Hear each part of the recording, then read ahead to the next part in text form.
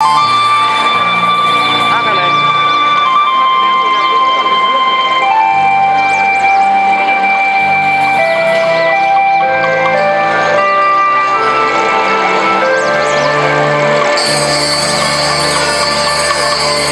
Bồng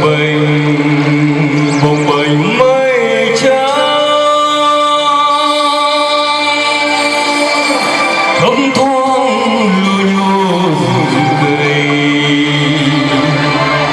lòng lanh trong xanh dòng suối dập dìu sắc màu trở phiên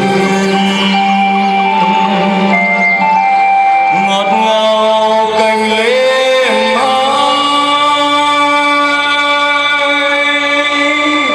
đầu xuân chuông chín mênh say ngập ngừng sương dâng lối phố xuân sang nhịp quay đung đưa.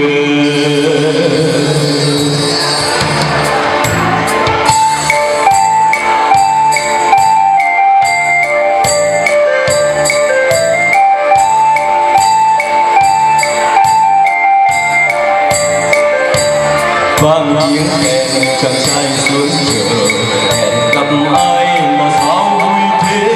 tiếng đàn ôi nói điều gì cho ta ngồi bên nhau đêm nay xa quá chiều nghiêng điện thoại mặt trời mọc lên từ má em phố nhỏ hiện lên từ trong mây ơi xa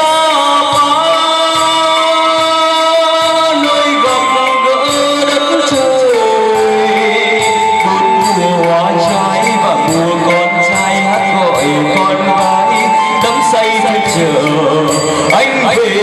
cùng em.